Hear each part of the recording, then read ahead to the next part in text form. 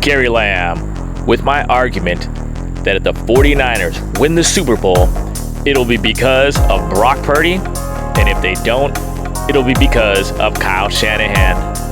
I haven't made a video about Brock in a while. It's kind of gone out of style, but he just had a perfect passer rating. NFC NFL Player of the Week. Playing fantastic. Silencing the haters. Not really. People just can't shut the heck up and enjoy the guy play. And I am very thankful for Kyle Shanahan, but let me explain my argument. As great as Kyle is, as much as I appreciate him, Brock Purdy can and must prove he can overcome some of Kyle Shanahan's offense that hasn't shown to be consistently elite. Number one, protecting the quarterback. Famously running Trey Lance up the middle, getting him hurt. Not protecting Jimmy Garoppolo. CJ Beathard, CJ Mullins, all down and looking like clowns. And maybe worse than all of that, depending on a fringe practice squad tight end to block the top pass rusher against your arch enemy in the NFC Championship game, costing you the game, maybe the Super Bowl, and it could have cost you, if Brock Purdy wasn't tougher, maybe a franchise quarterback. And the same with personnel, the offensive line. The 49ers have an all-world left tackle, Trent Williams, and a bunch of other guys. They have pros and cons, but no one has experience except for our top backup guard, John Feliciano. I think Banks and Burford, maybe even McKivitz. Brendel's 30 plus.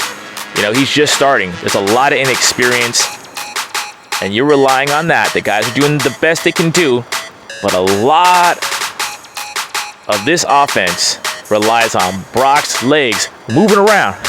All right.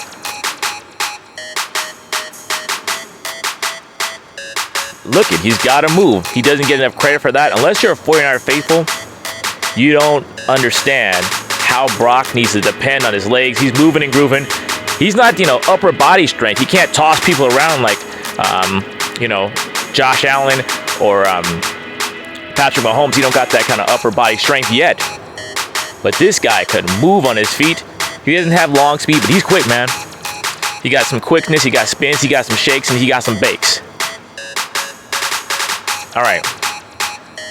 Another weakness, or we'll just say another area where the 49er offense hasn't been elite, it's straight drop-back passing game.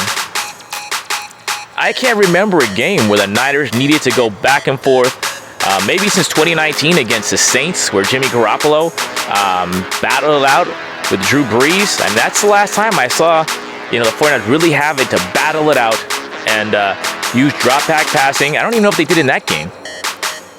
But, maybe they won't need it. That's great. But watching the Eagles play the Chiefs, I mean, neither of those teams is going to quit. If you take on one of those teams, that Eagle team was down 7-17. And they came back and beat the Chiefs. And look at Patrick Mahomes. He's a Niner killer. He can escape pass rush. Guys can't always drop the ball, can they? So, hey, the 49ers can go and whoop butt the whole year. Never be down. But that's highly unlikely. So Brock is going to have to overcome some of the lack of the drop-back passing game.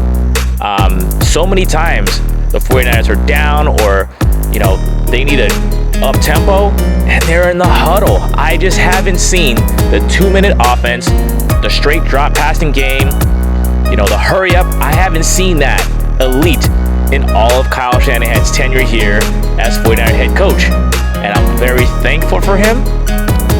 But that is something Brock Purdy's going to have to overcome. It sounds like they practice 2-minute, 1 day a week, Wednesdays. But for me, from what I've seen, it hasn't been enough to win a Super Bowl. And I want to be fair to Kyle. What he brings to the table is reining in that cowboy Brock Purdy. He wants to fire it away. But this is why I am confident that both of them can overcome each other. They both have respect for each other. Brock has respect for Kyle as an offensive play caller and coordinator and head coach.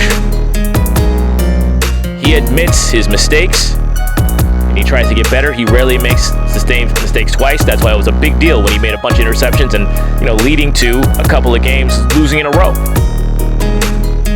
And Kyle seems to respect Brock. He seems to explain away some of his mistakes that look like mistakes, and he admits when the guy makes a mistake, but he hasn't taken him out, and he hasn't, like he did with Jimmy Garoppolo. He hasn't taken the ball out of his hands like he did with Jimmy Garoppolo in the NFC playoff race or run. We didn't throw the ball 10 times like the whole last 2 playoff games. So he hasn't done that. So it looks like these 2 men believe in each other. And there's one thing they both got to do. Win the big game. And that's where it stands. You got a marriage, a relationship between 2 men whose destiny is to bring a franchise, a team, and a 49er faithful to the Super Bowl. I'm optimistic they're going to do it. But you ain't no getting it done until you get the job done. Let's see what happens. Let's have some fun. Bang, bang, not a gang. Let's go.